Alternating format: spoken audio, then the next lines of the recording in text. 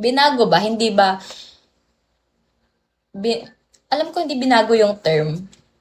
Kasi that time, maayos kasi yung ano niya that time eh. Maayos yung mga underlings. Maayos yung mga senador niya that time. Maganda yung ano nila. Kaso may problema ata kay Cory nun. Against kasi ang dami niyang against siya sa ganito, against siya sa ganyan.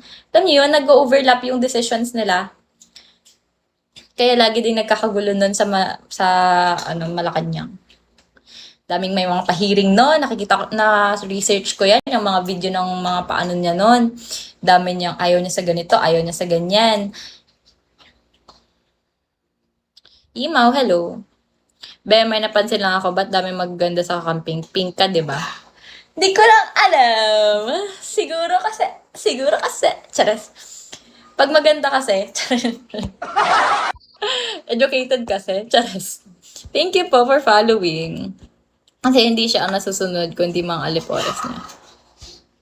Ano si Cory kasi, for me lang naman na, yung mga fans ni Cory, walang pakialam sa inyo, pero sarili kong opinion to.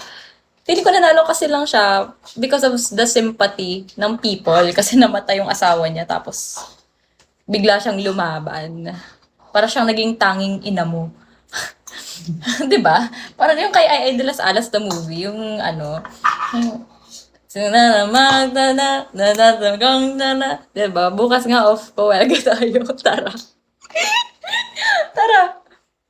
Namatay para sino ba ang pumatay? Kilala na natin yan. Ayun. Kaya, yon. Sabi nga nila kapatid daw ni Cory yung pumatay sa kanya. Mother of kakambik sa cello si Cory tas pinagtawanan mo hala ka. Iba-iba nga tayo. Wala. Pag gusto ko si Lenny, it doesn't mean na gusto ko si Ninoy Aquino, gusto ko si Cory. The hell? No way.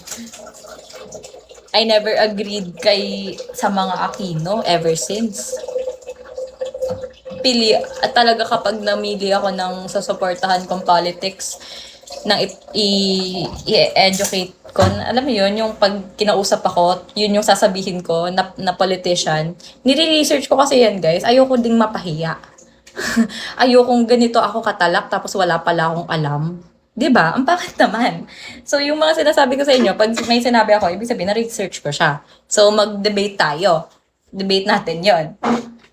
Si Lenny, ginamit lang ni Pinoy kasi malakas sa tao si Lenny. Ang ginamit ni Pinoy ay yung asawa ni Lenny. Yung asawa ni Lenny, dating nagtatrabaho kay Ninoy Aquino, kay Pinoy. Tapos, di ba, namatay yon. Kaya pumalit si Lenny. Kaya biglang si Lenny yung nag-ano.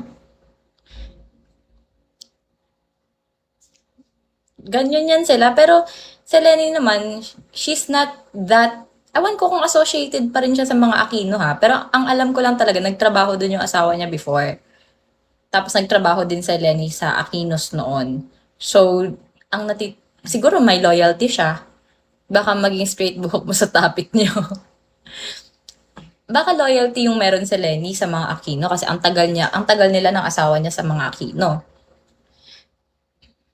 Pero sobrang magkaiba sila ng leadership eh. Sobrang magkaiba sila ng principles in terms of leading. Ginamit ni Pinoy si Cory pagkamatay ng nanay niya, nanalo agad. 'Di ba? Ayoko ng ganyan, ayoko ng mga political dynasty. Mamatay na lahat ng may political dynasty talaga. Pero alam nyo, parang impossible, no?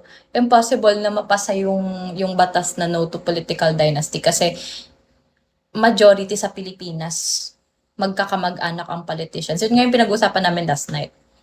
Alam niyo, sa bukid kasi, nanonood kami ng Senate hearing. So, pa-straight ka naman ng hair. Ayoko, okay na ako sa hair ko. Tapos sabi namin, dito pa lang sa Kalapan, sunod-sunod na yung political dynasty. Paano pa kaya sa ibang lugar? So, 'di ba? Malaki ang possible mananalo si Sarah. Kung manalo si Sara Duterte sa pagka-president, talagang susumpa ko Pilipinas. Ang tanga niyo naman. I-impeach na nga yung tao. Gusto niyo maging president? Ewan ko, anong nangyayari sa mga utak ng mga to? Tapos lalaban pa daw na vice president si Robin Padilla. Balik kayong grade 2. Sumpa ang bayan ng ang Pilipinas kapag ganyan. Pag nanalo siya, be, Oo, talaga, be, tara. Thank you, Makoy. Sobrang ang pangit naman nun. I-impeach yung tao sa posisyon niya. Hindi din biro yung posisyon ng vice president, ha? Buong bansa yun. Tapos ibabalik nyo sa pagka-presidente naman. Anong gusto niyo gawin sa Pilipinas? Ba't nyo nilalaro ang bayang sinilangan ko? Hindi ko tuloy makanta yung Pilipinas kong mahal. Ang hirap mong mahalin. Ang hirap mahalin ng Pilipinas. Alam niyo, naiiyak nga ako minsan.